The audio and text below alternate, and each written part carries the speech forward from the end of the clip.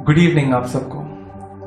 इस कुछ समय में हम में से बहुत सारे जन परिस्थितियों के साथ जूझ रहे हैं, लेकिन उनसे बढ़कर उनकी उभरती हुई गवाही आप ही सुनी है। क्यों ना आज की ये शाम, ये आराधना को एक मौका बनाए प्रभु को धन्यवाद कहने का। आइए लोगों, उसे धन्यवाद कहते हैं। धन्यवाद यीशुला, धन्यवाद यीशुला, धन्यवाद यीशुला, धन्यवाद यीशुला। हालेलुया राजांच्या राजाला, प्रभूंच्या प्रभूला धन्यवाद यीशुला। हालेलुया राजांच्या राजाला, प्रभूंच्या प्रभूला धन्यवाद यीशुला। धन्यवाद यीशुला, धन्यवाद यीशुला, धन्यवाद यीशुला, धन्यवाद यीशुला। हालेलुया राजांच्या राजाला, प्रभूंच्या प्रभूला धन्यवाद यीशुला। हालेलुया राजांच्या राजाला, प्रभूंच्या प्रभूला धन्यवाद यीशुला। स्तुती हो द्या त्याला, स्तुती हो द्या त्याला, स्तुती हो द्या त्याला, स्तुती हो द्या त्याला। हालेलुया राजांच्या राजाला, प्रभूंच्या प्रभूला स्तुती हो द्या त्याला। हालेलुया राजांच्या राजाला, प्रभूंच्या प्रभूला स्तुती हो द्या त्याला। गौरव हो द्या त्याला, गौरव गौरव हो द्या त्याला, गौरव हो द्या त्याला, गौरव हो द्या त्याला।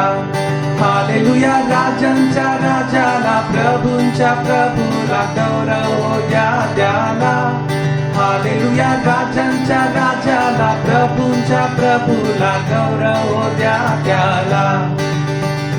महिमा हो द्या त्याला, महिमा महिमा हो द्या त्याला, महिमा हो द्या त्याला, महिमा हो द्या त्याला।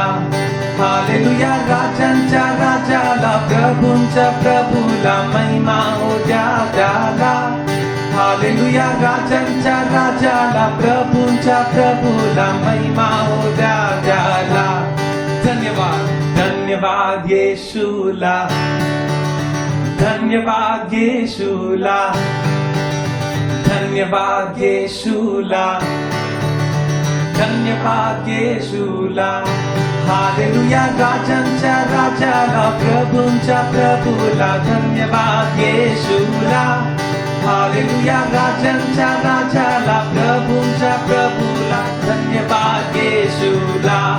हालेलुया राजांच्या राजाला, प्रभूंच्या प्रभूला धन्यवाद यीशुला। हालेलुया राजांच्या राजाला, प्रभूंच्या प्रभूला धन्यवाद यीशुला। हो धन्यवाद, हो धन्यवाद।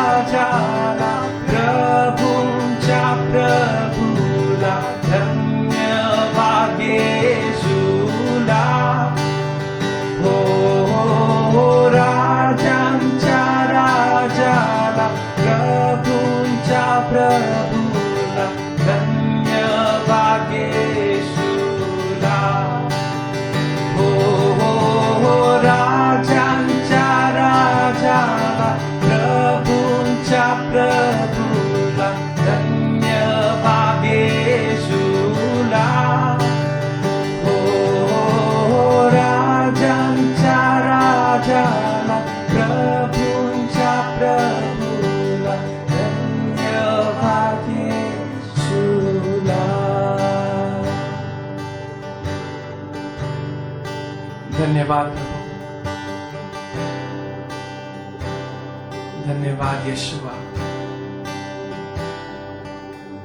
क्योंकि तू हमें जानता है, तू हमें बचाता है,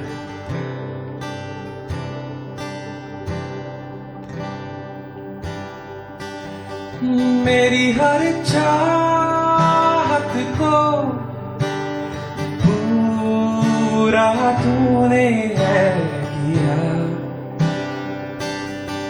यीशुआ। आशाएं मेरी संपूर्ण हो गई तुझमें यीशुआ। मेरी हर चाहत को पूरा तूने है किया यीशुआ। आशाएं मेरी संपूर्ण हो गई तुझमें यीशुआ। हर भूख मेरी तूने है जाना, बाहों में लेकर मुझको संभाला। हर भूख मेरी तूने है जाना, बाहों में लेकर मुझको संभाला। धन्यवाद यीशुआ तेरा, धन्यवाद यीशुआ। धन्यवाद धन्यवाद यीशुआ तेरा, धन्यवाद यीशुआ। मेरी हर चाहत को पूरा तूने है किया यीशुआ। आशाएं मेरी संपूर्ण हो गई तुझमें यीशुआ। मेरी सोच से परे आश्चर्य कामों से तूने बना दी हर एक कमी से। मेरी सोच से परे आश्चर्य कामों से तूने बना दी हर एक कमी से।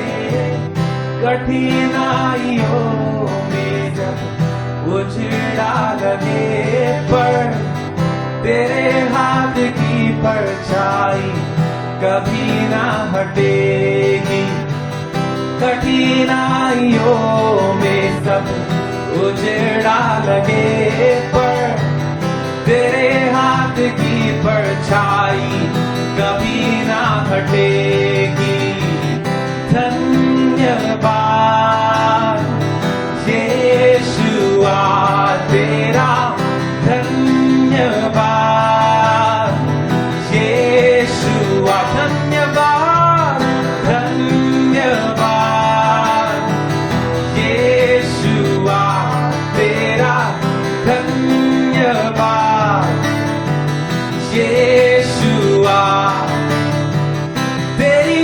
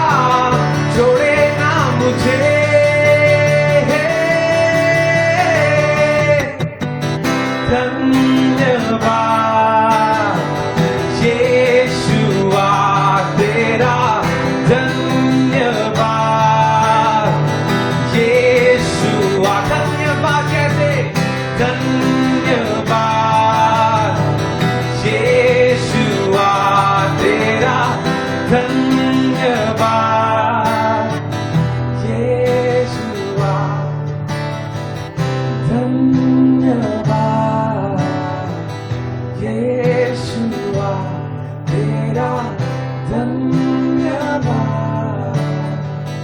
यीशुआ, ओ धन्यवाद,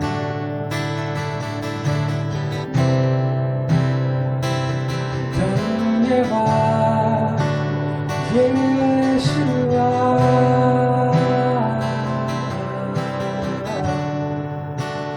तेरा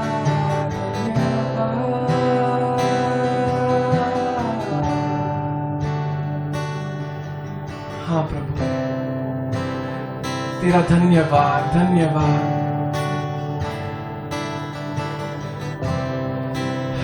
क्योंकि तू हमें जानता है प्रभु, तू हमारी जरूरतों को जानता है, उस जरूरतों को पूरा करता है, तू हमें राहत दिलाता है। धन्यवाद तेरे अर्पण के लिए, तेरे अर्पण ने हमें रिहाई दिलाई है। शुक्रिया यीशु।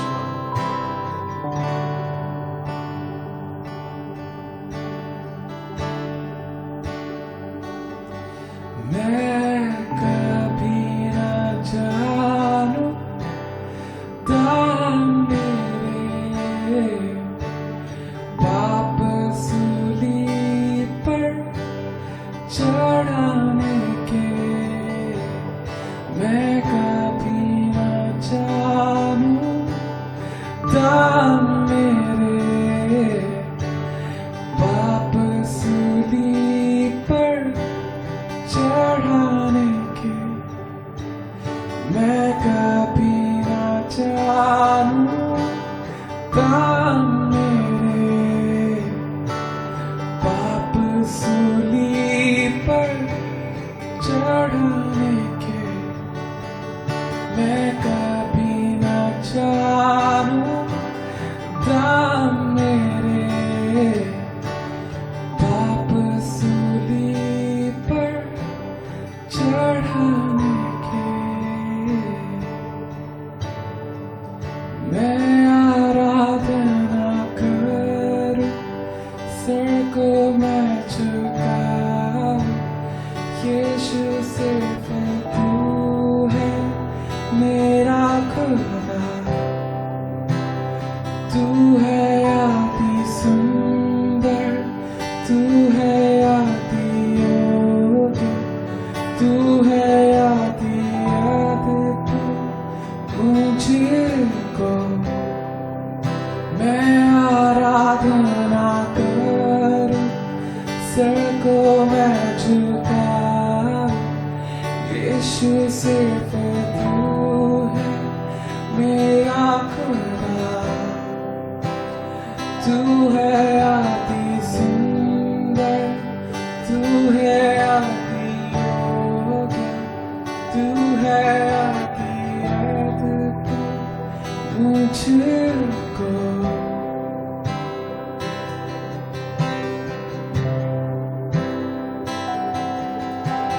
जग ज्योति तू तेरा अंधकार, तूने मेरी आंखें खोल दी, खूबसूरती तुझे चाहूं पूरे दिल से, आशा जीवन तेरे संग की,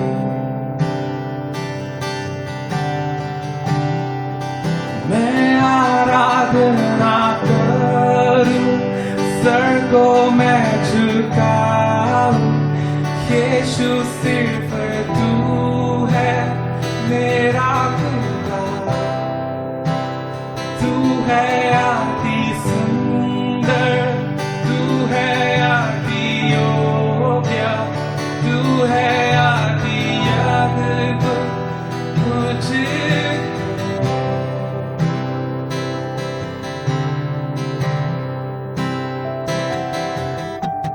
राजा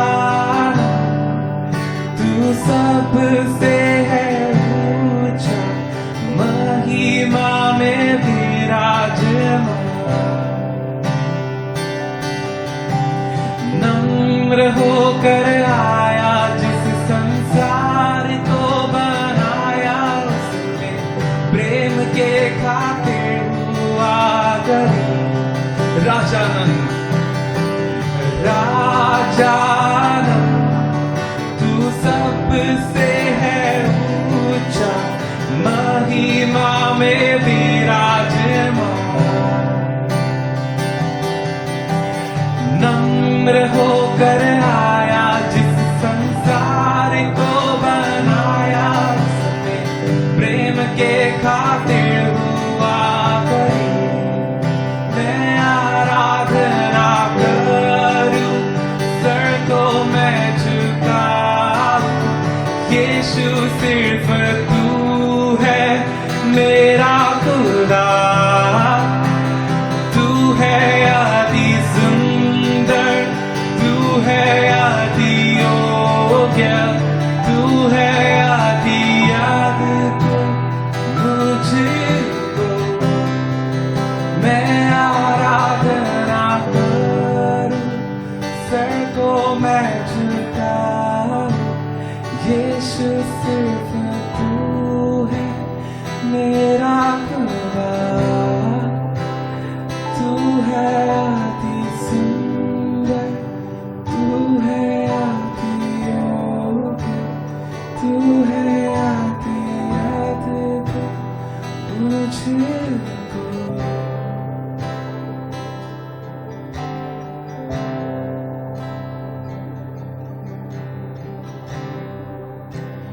तू है अति सुंदर, तू है अति योग्य,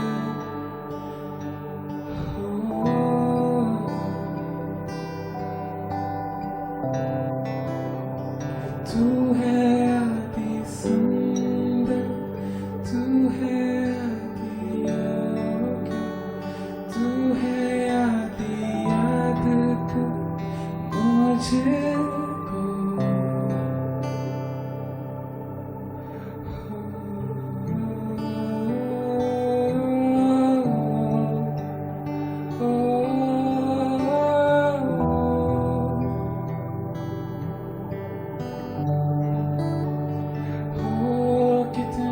सुंदर है तू मेरे प्रभु, कितना योग्य है तू मेरे प्रभु।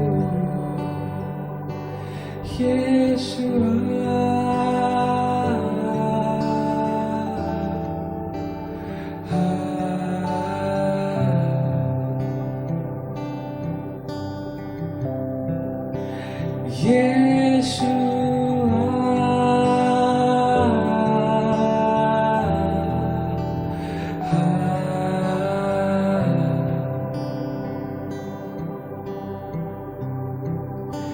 आराधना करूं मैं पूरे दिल से, मैं तुझे ढूंढूंगा संपूर्ण जीवन में, तेरी सेवा करूंगा मेरी सारी चीजों से। मैं हूँ यहाँ,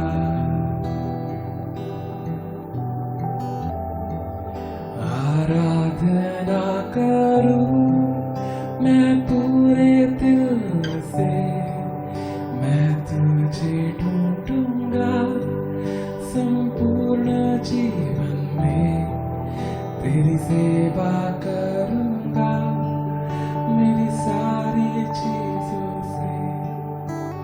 मैं हूँ यहाँ,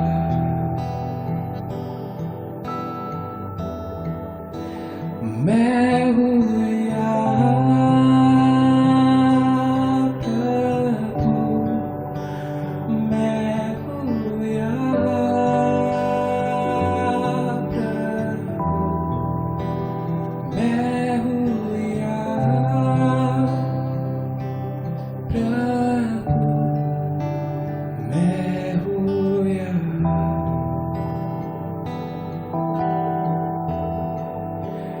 तू मेरा शरण स्थान, तू मेरा गढ़ है, संकट में मेरा दोस्त, मेरा प्रभु।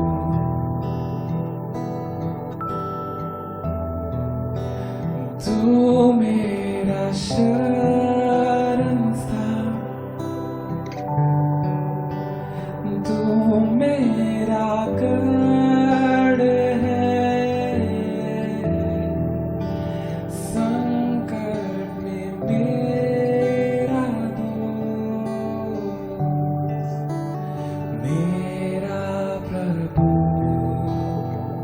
आराधना करें, आराधना करूं मैं पूरे दिल से, मैं तुझे ढूंढूंगा संपूर्ण जीवन में, तेरी सेवा करूंगा मेरी सारी चीजों से। मैं हूँ यहाँ,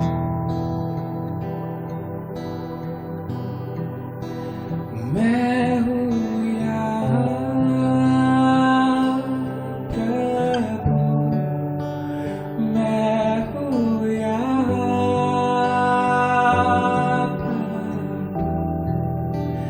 मैं हूँ यहाँ प्रभु, मैं हूँ यहाँ।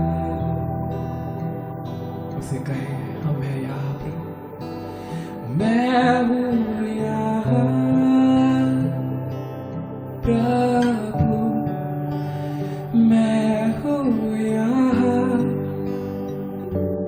प्रभु, मैं हूँ यहाँ प्रभु, मैं हूँ यहाँ।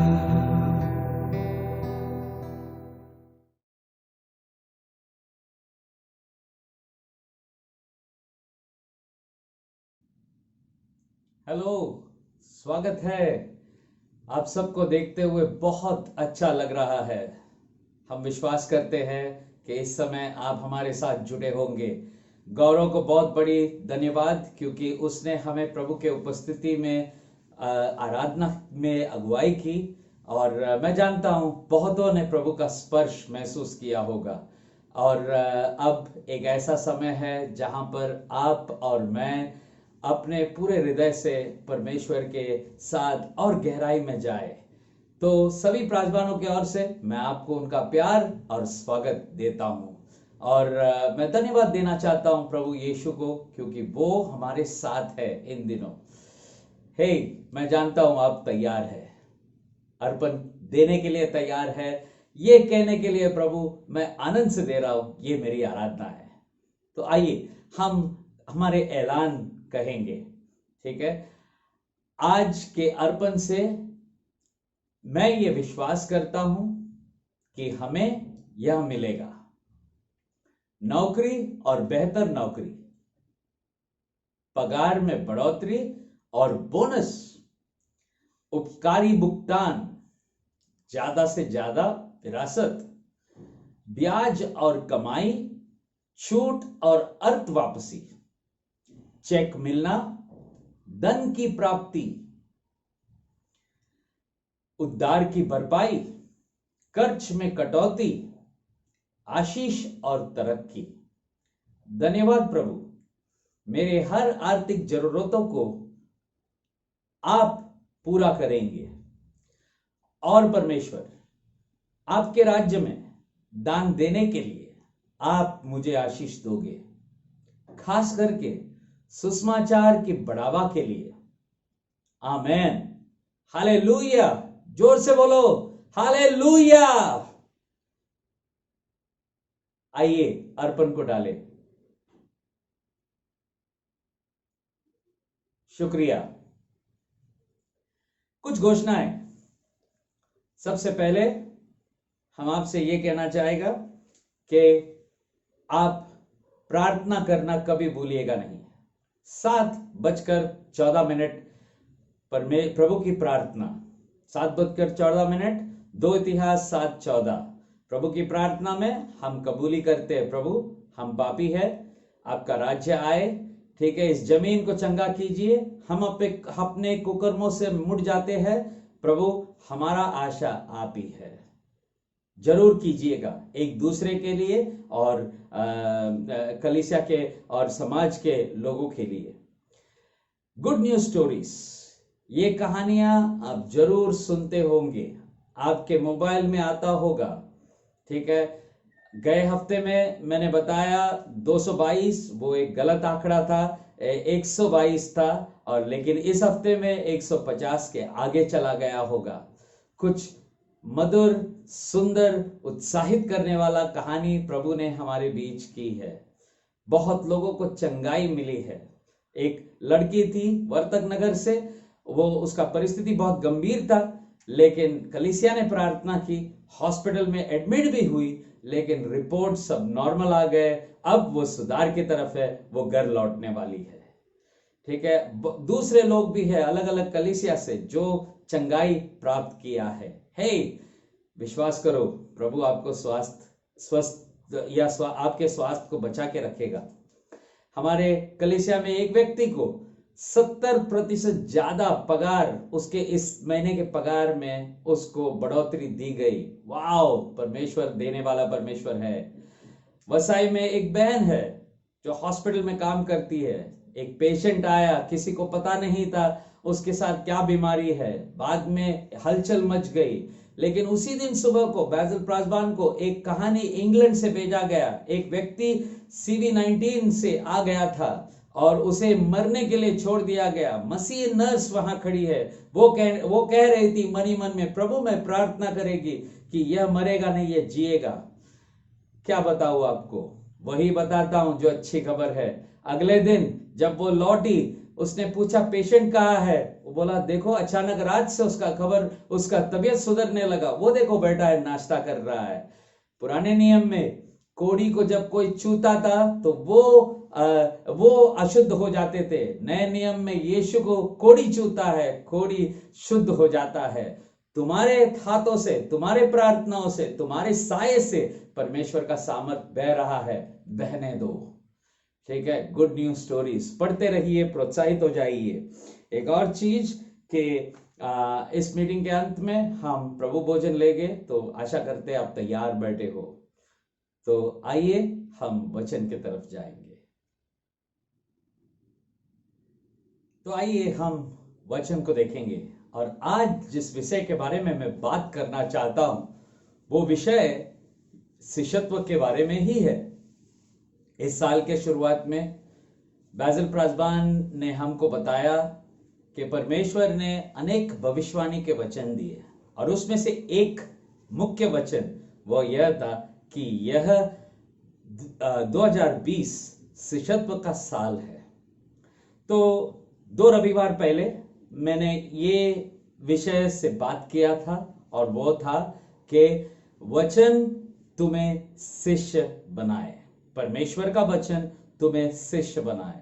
गए हफ्ते को मैंने बात किया था बैसिल प्राजबान की अगुवाई में कि क्या मुझ में तुम यीशु को देख सकते हो, क्या मुझ में तुम यीशु को देख सकते हो। एक शिष्य के जीवन का 3 स्तर। मैं आशा करता हूं मध्य हफ्ते के मीटिंग में भी इस विषय को आपने थोड़ी गहराई में देखा होगा, नहीं तो अब भी समय है, देख लो। लेकिन आज मेरा विषय शिष्यत्व में एक तीसरा भाग होगा, और वो होगा कि कुछ आदतें एक बेहतर शिष्य बनने के लिए, कुछ आदतें एक बेहतर शिष्य बनने के लिए। ये पढ़ाई मेरी नहीं है, ये बैसिल प्राजबान ने जो अंग्रेजी कलीसिया में लाई है, उसके 6 बातों को मैं आज आपके सामने रखना चाहता हूं। लेकिन शुरुआत करते करते मुझे आपको एक कहानी बताना है, और ये कहानी 2012 में घटी। एक संस्था है जो कहता है इक्वालिटी चैलेंज यूनिट, ECU, यानी कि एकता चुनौती देने वाला एक झुंड, ठीक है। इस कमीशन ने हॉक्स नामक एक इंस्टीट्यूट को एक चुनौती दी, और उन्होंने कहा कि हायर सेकेंडरी से सारे ऐसे औरतों को चुनो जिन्होंने अपने हायर सेकेंडरी पढ़ाई पूरा किया, या हायर हमारे देश में उसको लागू करें तो 12वीं कक्षा पूरा किया, और उनके साथ एक अभियान करना है आपको। 1 साल उन्हें अच्छे शिक्षक देना है, अच्छे सलाहकार देना है, अच्छे गुरु देना है, और यह गुरु उनके साथ 1 साल बिताएगा, और साल के अंत में उनके जीवन पर पड़ा हुआ प्रभाव को हम नापेंगे। मुझे पता नहीं कितने स्त्रियों को उन्होंने इस अभियान में लिया था, लेकिन 6 परिणाम बाहर आए, और वो मैं जल्दी से आपको बताना चाहता हूं। एक है सांसारिक परिणाम, और मैं साथ साथ बताऊंगा कि इसका आत्मिक परिणाम क्या है। सबसे पहले सांसारिक परिणाम, उनके करियर में उन्नति हुई, करियर कामयाबी की तरफ बढ़ा, तो ये सांसारिक विकल्प है। तो संसार आत्मिक क्षेत्र में क्या है? आत्मिक क्षेत्र में जीवन बेहतर होता जाता है, ठीक है, जीवन बेहतर होता जाता है। दूसरा चीज, उन्हें मौके अधिक मिले, उन्हें मौके अधिक मिले। तो आत्मिक जगत में क्या है इसका विकल्प? वो यह है कि छोटी छोटी बातों में आप विश्वसनीय रहेंगे तो आपको बड़ी बड़ी जिम्मेदारियां दी जाएगी, भरोसे की जाएगी। तीसरा चीज, उनके पगार में बढ़ोतरी, उनके पगार में बढ़ोतरी, ठीक है। आत्मिक जगत में क्या है इसके जैसा? प्रभु ने हमें वादा किया था मत्ती 6:33 में कि तुम्हें बाकी सब चीजें दिया जाएगा, आमीन, बाकी सब चीजों में आशीष मिलेंगे। 4, उनके काम करने की क्षमता में और उसका परिणाम और समय को संभालने में बड़ी बड़ी उन्होंने कामयाबी देखी, यानी कि वो कम समय बेकार में जाने देते। आत्मिक जगत में इसका क्या है? आत्मिक जगत में फलवंत होना और जवाबदेही में बढ़ना, फलवंत होना और जवाबदेही में बढ़ना। 5वां चीज ये है कि व्यक्तिगत रूप में वो विकसित करता है, व्यक्तिगत रूप में संसार में वो विकसित करता है, वो एक बेहतर इंसान बन जाते हैं। आत्मिक जगत में इसका क्या है? हम यीशु की तरह बन जाते हैं, और हमारे वरदान, हमारे कौशलताएं, वो भी उसका भी उन्नति हो जाता है। और छठा चीज ये है कि वह दूसरे लोगों के साथ, दूसरे क्षेत्रों में, दूसरे व्यवसाय के साथ जुड़ जाते हैं और काम करने लगता है, और उसमें भी माहिरता प्राप्त करते हैं। तो मसीह जीवन में इसका क्या है? मसीह जीवन में है कि हम रिश्ते में बढ़ते हैं, और दूसरों के कला को लेकर हम अब प्रभु का मकसद पूरा करता है। ये 6 उन्होंने परिणाम ढूंढ निकाले। बहुत अच्छा है ना? मुझे पढ़कर बहुत खुशी हुई, लेकिन दुख की बात, नीचे लिखा था इस 6 चीजों को हासिल करने के लिए बहुत मेहनत करना होगा लोगों। और एक और चीज हम बताएंगे यहां पर, अगर 100 लोग थे तो बहुत कम लोग यह 6 परिणाम हासिल किया, क्योंकि इसमें बहुत मेहनत है। मैं तुम्हें घबराना नहीं चाहता हूं, लेकिन मैं आपको यह कहना चाहता हूं, अगर हम शिष्यत्व में आगे बढ़े तो इसका फल, इसका परिणाम बहुत महान होगा। तो आज मैं यूहन्ना 6:60 से 68 इस अध्याय को पढ़ना चाहूंगा, और आपको शिष्यत्व के 6 आदतों के बारे में बताना चाहूंगा। 6:60 से 68, वहां पर बहुत सारे शिष्य यह सुनकर यीशु से दूसरे शिष्यों से कहने लगा कि यह जो शिक्षा प्रभु दे रहा है वो बहुत कठिन है, कौन इसे ग्रहण कर सकता है? यीशु को समझ आया कि वो अपने आप में कुड़कुड़ा रहे थे। यीशु ने उनसे कहा, क्या यह शिष्य के कारण तुम नाराज होते हो? तो मैं तुमसे ये कहूं तो तुम्हें कैसा लगेगा कि मनुष्य का पुत्र अभी ही स्वर्ग वापस चला जाए तुम्हारे सामने? देखो, आत्मा जीवन देता है, मांस का कोई लाभ नहीं। वह शब्द जो मैंने तुमसे कहा है वह उसमें पूरी तरह आत्मा और जीवन है। और अगर तुम इस पर विश्वास न करे तो तुम किस बात पर विश्वास करोगे? क्योंकि यीशु शुरू से जानता था कौन उस पर विश्वास करेगा और कौन उसको धोखा देगा। यीशु आगे बढ़कर कहने लगा कि ये इसीलिए मैं तुमसे कहता हूं, कोई मेरे पास जब तक पिताजी उसे न ले आए वो बिल्कुल नहीं आ सकता है। बहुत सारे शिष्य नाराज हुए और निराश हुए और यीशु को पीठ दिखाकर वह लौट चला। यीशु ने तब 12 चेलों को पूछा, क्या तुम भी मुझे छोड़ जाना चाहते हो? सिमोन पतरस ने कहा, प्रभु हम आपको छोड़कर कहां जाएंगे, क्योंकि आपके पास जीवन का वाणी है या जीवन का शब्द है। प्यारे लोगों, आइए हम शिष्यों के जीवन में 6 आदत देखेंगे। सबसे पहले आदत शिष्यत्व को प्राथमिकता दो।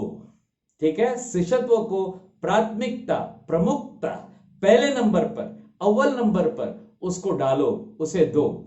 लूका 10:22 में एक स्त्री के बारे में हमें जिक्र मिलता है। उसका नाम तुम सबको मालूम है, मरियम के घर में यीशु आया था। यीशु मेहमान थे और यीशु के साथ उसके शिष्य आए थे। मेहमान नवाजी करना इनके संस्कृति में बहुत महान दर्जा रखता है।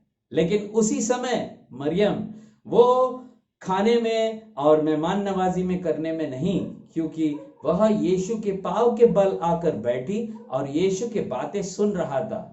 उसकी बहन नाराज होकर प्रभु से शिकायत करती है। मार्ता कहती है, प्रभु इसने सारा काम कर मुझ पर छोड़ दिया है, उसे बोलो कि वो हाथ बटाए। यीशु का जवाब यह था कि मरियम ने उत्तम भाग चुना है मार्ता, और यह चीज उससे कभी कोई चोरी नहीं कर सकेगा या छीन नहीं सकेगा। लोगों, यीशु कह क्या रहा था? मरियम शाबाश, तुमने मेरी शिक्षा प्राप्त करने के लिए, अपने व्यक्तिगत जीवन में इसका परिणाम देखने के लिए उसको प्राथमिकता दी है, तो इसके लिए शाबाश।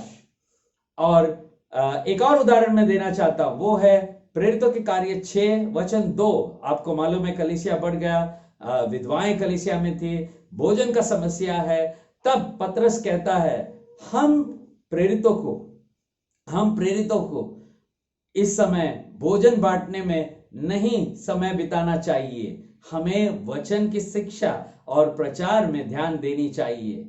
यह दोनों चीज बताता है कि सच्चे शिष्यों को एक मुख्य बात मिला कि शिष्यत्व को हमें प्राथमिकता देना है। प्यारे लोगों, इसका फायदा क्या है? इसका फायदा यह है कि आप उत्तेजित होते हैं।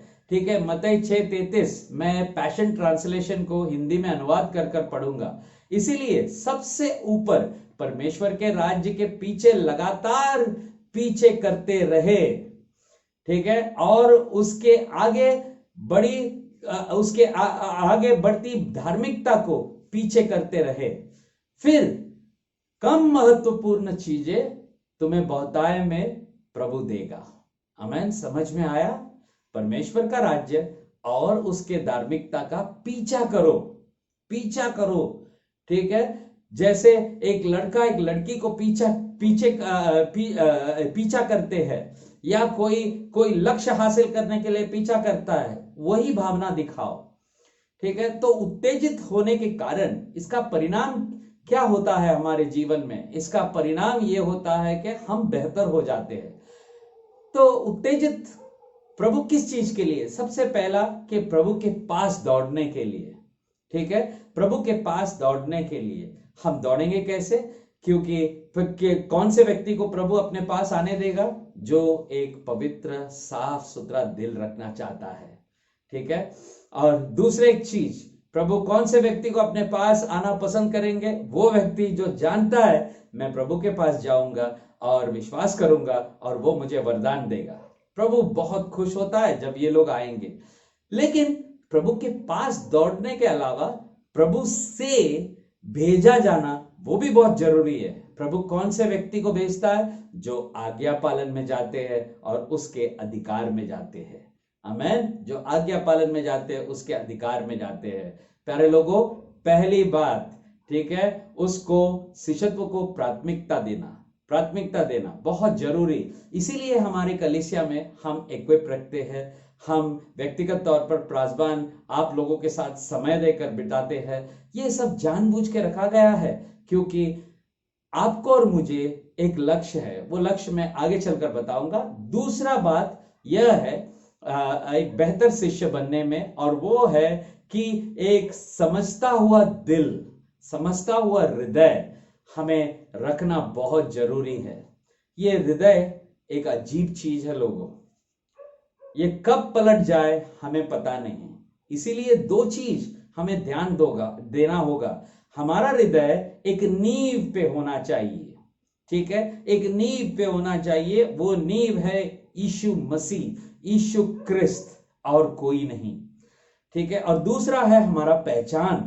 हमारा पहचान क्या है? हमारा पहचान ये है कि हम पुत्र हैं, ना उससे ज्यादा और ना उससे कम। क्रिस्त में, क्रिस्त को नींव बनाने का अर्थ क्या है? क्रिस्त को नींव बनाने का अर्थ यह है कि कुछ भी हो जाए हमारी जिंदगी में, हम पहले और आखिर में और बीच में क्रिस्त की तरफ देखेंगे, वहां से प्रेरणा लेंगे, उन्हीं की बातों सुनेंगे, उन्हीं की आत्मा के अनुसार चलेंगे, ठीक है। मैं जानता हूं बहुत समय मेरे जीवन में अनेक घटनाएं, अनेक परेशानियां आई। बहुत साल पहले मुझे, जब मैं मसीह बना, मेरे परिवार वाले ने तय किया कि मुझे ऑस्ट्रेलिया भेज देंगे, और उन्होंने कहा ये भूत जो चढ़ा है वो चले जाएंगे। लेकिन मैं घर में बैठा, रोज शाम को प्रार्थना कर रहे थे, और एक दिन यसिया 41 वचन 10 से प्रभु ने कहा, मैं अपनी दाहिने हाथ से तुम्हें पकड़ कर रखा हूं, तू गिरेगा नहीं, क्योंकि मैं तुम्हें साथ दूंगा। और ये सारी योजना के ऊपर प्रभु ने अद्भुत रीति से पारी फेर दिया।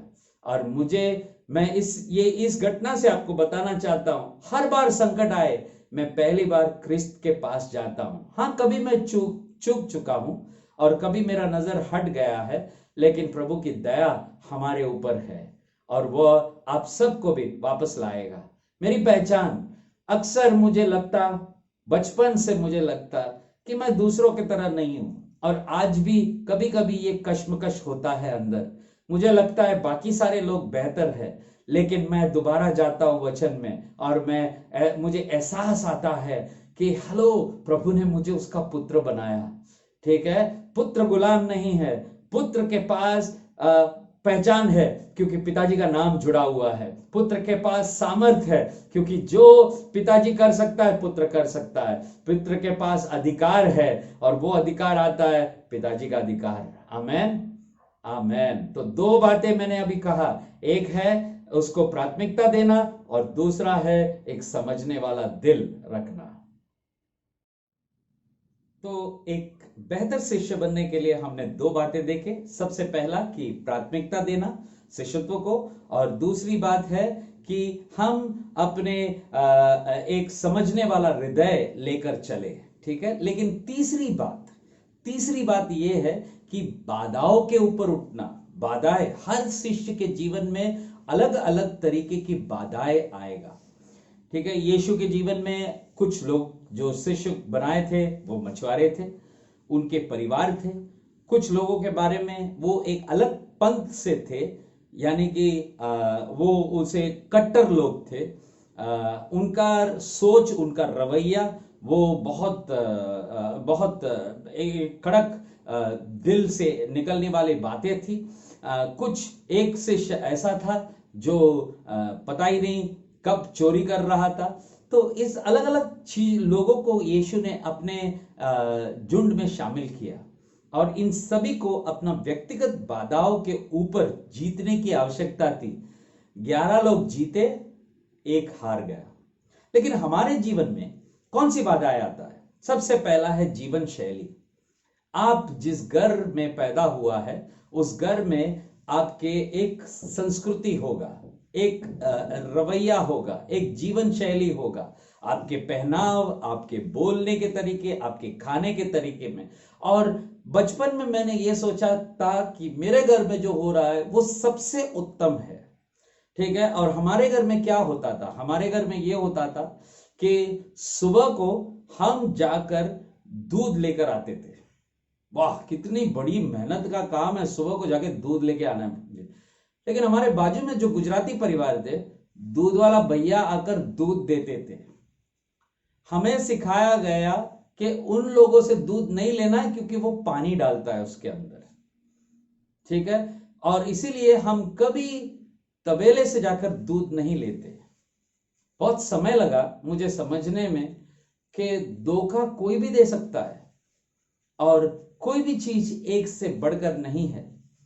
तो हमारे जीवन शैली घर में हम लोग अलग तरीके से खाना खाते थे और हम टेबल और कुर्सी में बैठकर खाना खाते थे। हमारे पड़ोसी के घर में जमीन में पूरा परिवार बैठते और वो थाली में खाते। कौन सा व्यक्ति सही है, ठीक है। इसमें बाधाएं क्या होता है? शिष्यत्व में प्रभु ये ऐसे दीवारों को तोड़ता है और हमारे दिल में जगह बनाता है दूसरे व्यक्ति और जीवन शैली के लिए। संस्कृति एक बड़ी बात है। आज जाति के ऊपर हमारे देश में झगड़े होते हैं, जाने गंवाती है लोग। ऐसे समय में, ठीक है, आपको और मुझे समझना कि हमारा वैशाली में, ठीक है, कुछ खास नहीं है, सब एक व्यक्ति ही है, ठीक है। आप दक्षिण से आया होगा, कोई उत्तर से आया होगा, ठीक है। आपका पिताजी आपके खानदान में वैज्ञानिक पैदा हुए होंगे, दूसरे खानदान में सुतार पैदा हुआ होगा, लेकिन सब बराबर है, ठीक है। राज्य में क्या है? राज्य में परमेश्वर सिखाने लगा शिष्यों से कि तुम ये 12 चेलों को, पिता तुमसे प्यार करता है, यानी कि सभी के पिता एक ही था। फिर प्रभु ने कहा कि तुम सब एक समान हो। अगर तुम्हें उत्तम बनना है तो सबका सेवक बनो। ये मुश्किल बात कहा। आज के जमाने में सेवा चाहते हैं हम, ठीक है, सेवक बनना नहीं चाहते। अगर बना तो इसके पीछे कुछ और कारण है। और तीसरा चीज संस्कृति में प्रभु ने बदलने की कोशिश की, वो है सभी को सम्मान दो, एक छोटा सा बच्चे को भी और एक बुजुर्ग को भी। कहां से शुरू करें इन बाधाओं को तोड़ने के लिए? रिश्ते बनाने में और चीजों के ऊपर कम प्रेम करने से। ये एक उपाय है। तो नंबर 4 की तरफ हम जाएंगे।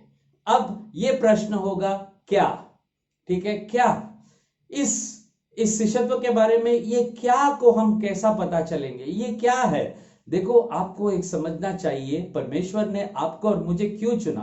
1 यूहन्ना 3:2 में उसने कहा, जब हम उसको देखेंगे हम उसके तरह बन जाएंगे। एक दिन मैं उस सुंदर यीशु को देखूंगा, वो यीशु जिसका रौनक न सूरज न चांद न दुनिया की कोई रोशनी और सुंदरता के साथ हम तुलना कर सकेंगे। वो अतुल्य यीशु को मैं देखूंगा और वो यीशु के तरह मैं भी बन जाऊंगा, आप भी बन जाओगे। हे, इस चमड़े को देखना भूल जाओ, क्योंकि यह एक दिन मिट जाएगा, लेकिन वो सुंदरता कभी मिटेगा नहीं। क्या आने वाला है, ठीक है, क्या है इस शिष्यत्व में? यह शिष्यत्व राज्य के तरफ हमें तैयार करता है। हमारा सोच अपने घर, अपने स्वार्थ, अपने जीवन को निकालकर राज्य के बारे में है, ठीक है। शैतान यीशु को आकर कहा, तुम झुक जाओ, मेरे सामने दंडवत करो, सारा राज्य मैं तुम्हें दूंगा। यीशु प्रार्थना में हमें सिखाता है पिता से हर दिन कहने के लिए, तेरा राज्य आज आ जाए, ठीक है। उसकी इच्छा इस धरती पर हो। ये वायरस, ये आमदनी का कटौती, ये जो बहुत सारे नौकर लोग नौकरी गवा रहा है, ये तनाव का समय, ये प्रभु की इच्छा नहीं है लोगों। उसकी इच्छा ये है कि शैतान ने ये किया, मैं इसको पलटने वाला हूं। उसका नाम पवित्र है। बहुत लोग धन के नाम पर चलते हैं, बहुत लोग दूसरे कुछ नाम पर चलते हैं, लेकिन एक नाम उसने दिया जो सब नामों से ऊंचा है, और वो नाम आपके ऊपर और मेरे ऊपर लगा है, ठीक है। वो बताता है कि दिन भर की रोटी हमें दे दे, ठीक है। रोटी हर एक का हक है लोगों, क्योंकि पिता वो खिलाने वाला पिता है। क्षमा हर एक का हक है लोगों, क्योंकि जितना तुम क्षमा के हकदार हो उतना मैं भी क्षमा के हकदार है, और उतना ही क्षमा यीशु ने सबको दिया। और अंत में विजय का हकदार तुम है, हर परीक्षा से जीतने के लिए तुम्हें हक दिया गया है। लोगों, यह क्या ये बताता है, जब तुम और मैं समझेगा कि राजा का संतान है हम, तो राजकुमार की तरह हम कैसे जिएंगे। अब हम देखेंगे पांचवा। तो चार चीज हमने देखा। सबसे पहला कि प्राथमिकता शिष्यत्व के लिए, दूसरा समझता हुआ दिल, तीसरा बाधाओं के ऊपर, और चौथा क्या, पांचवा कैसे। कैसे, ये कैसे होता है? मुश्किल की बड़ी यहां पर आता है तकलीफ। यहां पर वो 100 का जो रजिस्ट्रेशन करता है ना, पास होने वाले 30-40 लोग ही होते हैं। दुख उठाकर, सबसे पहली बात दुख उठाकर। लोगों, शिष्यत्व में बड़ी दुखी बात यह है कि हमें बार बार अपने स्वार्थ, अपने विचार, अपने पसंद, अपनी इच्छाओं को क्रूस पे ठोकना पड़ता है।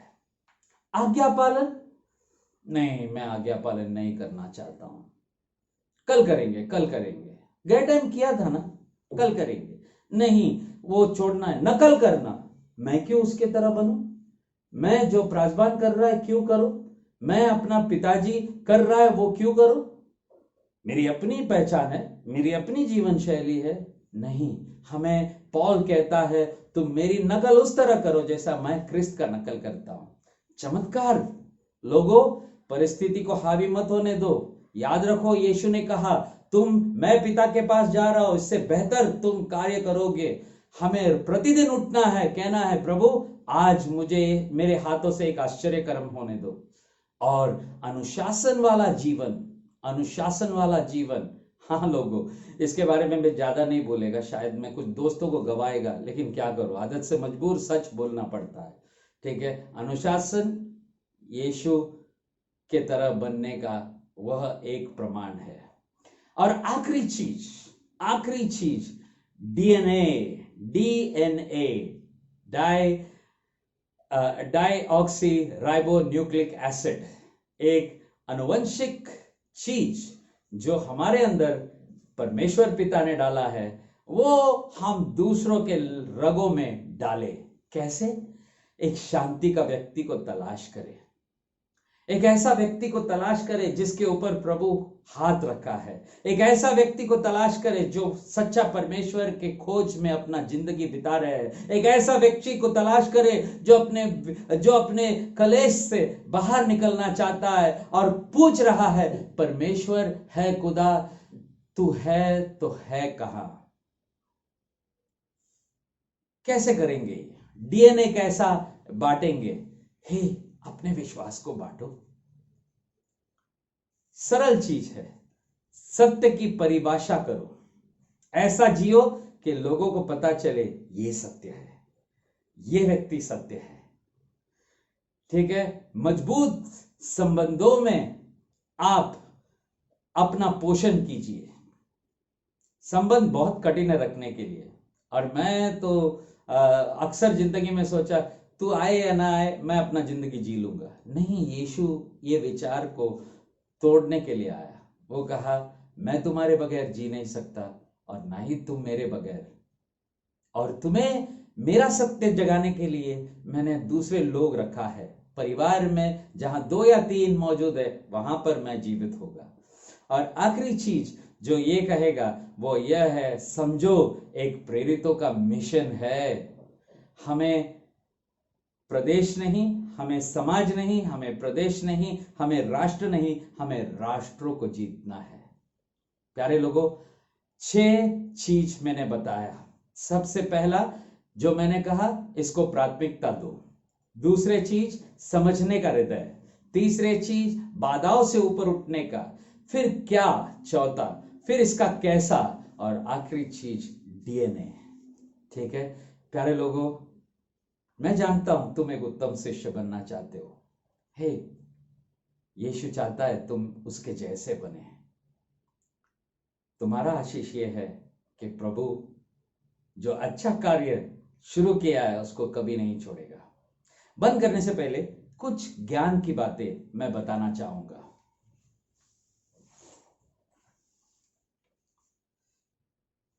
गर्मी का मौसम है तो पसीना तो आता ही है। लेकिन ये कुछ नहीं है जो यीशु ने हमारे लिए क्रूस पर झेला। सबसे पहला एक व्यक्ति है जो इस समय वचन सुन रहा है। आपके एक पाँव में एक उंगली है जो दूसरे उंगलियों से ज्यादा है, यानी कि 5 उंगलियों की जगह वहां पर 6 उंगली है एक पाँव में। अगर आप ये सुन रहे हो, आपके पाँव में अक्सर दर्द होता है, प्रभु इस समय आपको चंगाई देना चाहता है। ठीक है, ये चंगाई का समय है। आपको चंगाई, आप उस चंगाई को स्वीकार करो। एक पाँव में 6 उंगली है, दूसरे पाँव में 5 उंगली है। दूसरा ज्ञान की बात, इस साल के शुरुआत में आपको एक हरे रंग का और भगवे रंग का एक साड़ी मिला। हरे रंग का और भगवे रंग का साड़ी मिला। प्रभु आपसे कह रहा है कि ये प्रयोजन का साल है, और मुझे शक है कि आप शायद ज्ञानेश्वर नगर या उस इलाके के आसपास रहते हो। ठीक है, मैं आशा करता हूं आपने ध्यान से सुना। तीसरे ज्ञान के बाद एक नौजवान लड़की है हमारे कलीसिया में, और अक्सर यह होता है इस लड़की के साथ कि जब उसका मां बीमार पड़ती है, तुरंत 1-2 दिन बाद वो बीमार पड़ती है, और प्रभु आज इस बात को तोड़ता है। यीशु के नाम में ये तोड़ता है। अगर आप वो है तो ग्रहण करो इस बात को। चौथी बात, 2 भाई है या कुछ भाई हैं, मुझे ये पता नहीं 2 या 3 है, और जमीन को लेकर झगड़ा चल रहा है। लेकिन मैं आपसे ये कहना चाहता हूं, कुछ बदल रहा है। प्रभु आप तीनों या दोनों के बीच मेल मिलाप कर रहा है, और ये मेल मिलाप का समय है। नंबर 5, यहां पर कुछ लोग हैं हमारे कलीसिया में, इस लॉकडाउन के दौरान आप अविश्वासी परिवार से उपकार देखेंगे। जैसा मिस्र देश से यहूदी निकल रहे थे, और जो भी उन्होंने मांगा, आपकी बच्चे इनके घरों में जाएंगे और वो कहेगा आंटी मुझे वो मिलेगा क्या, और उनको कहेगा तुम ले लो रख लो। ऐसे उपकार आपको दिया जा रहा है। प्रभु आपको तोहफे देने वाला परमेश्वर है। अगर आप में से कोई है तो प्लीज इसे ग्रहण करो, अपने प्राजबानों को बताओ। मैं जरूर प्रोत्साहित होऊंगा, लेकिन इससे ज्यादा परमेश्वर का सत्य हमारे बीच में होगा। ठीक है, अगर गलत हुआ तो एक चीज मैं अक्सर अपने आप से कहता हूं, प्रभु मुझसे प्यार करता है। आमेन।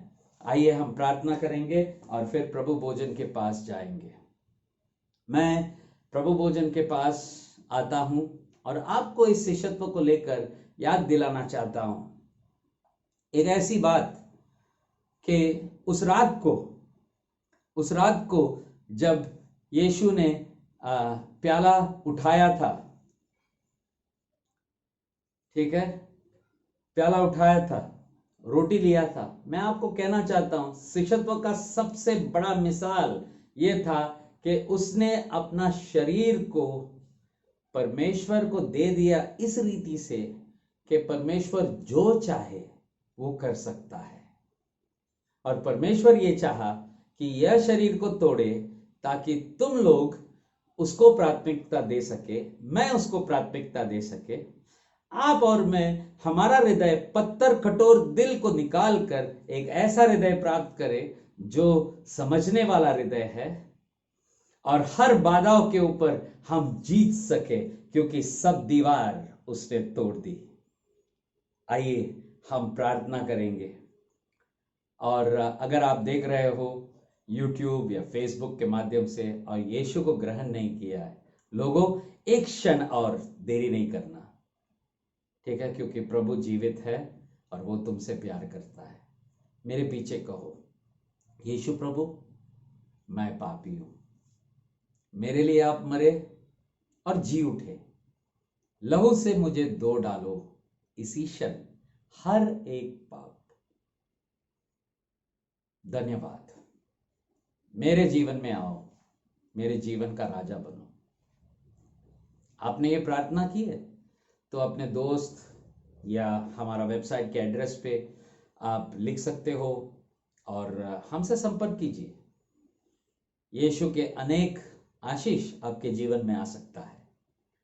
और बाकी सब लोग आइए हम प्रार्थना करेंगे, कहेंगे प्रभु एक बदला हुआ जीवन का आस हम रखते हैं, आइए हमें बदल डालो।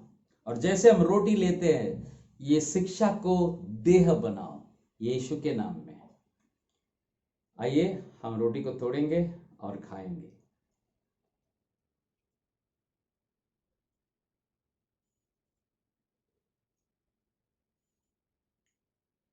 यीशु ने प्याले को लिया और कहा ये मेरा लहू है,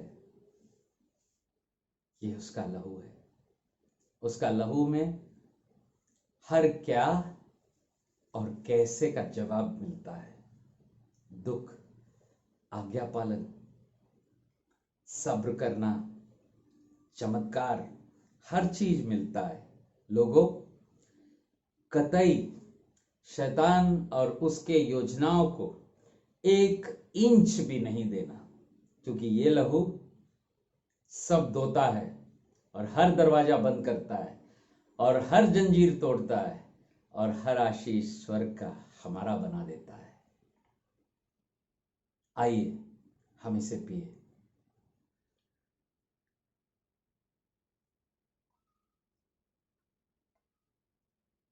आइए हम सभा को बंद करेंगे प्रार्थना के साथ। प्रभु यीशु, मैं प्रार्थना करता हूं कि आप आए, अपने आत्मा से हमें स्पर्श करें। यीशु प्रभु, वो आनंद जो तुम में है, क्योंकि एक आजाद दिल, एक वो दिल जो आपके लिए दीवाना है, एक वो दिल जो आपको प्रथम रखता है, एक वो दिल जो आपके सिद्धांतों के पीछे दौड़ता है, एक वो दिल जो आपके क्या और क्यों और कैसे का जवाब रखता है, एक वो दिल जो बाधाओं को तोड़कर रिश्तों का या जीवित पत्थरों के साथ दीवार बनाते हैं। प्रभु आओ, वो डीएनए हमारे अंदर डालो यीशु के नाम में। आमेन, आमेन। प्रभु आपको आशीष दे और खुशल रहो। आम खाना, आइसक्रीम खाना अगर मिले तो, लेकिन जरूर बाइबल पढ़ना ना भूलिए। Amen. God bless you. Good night.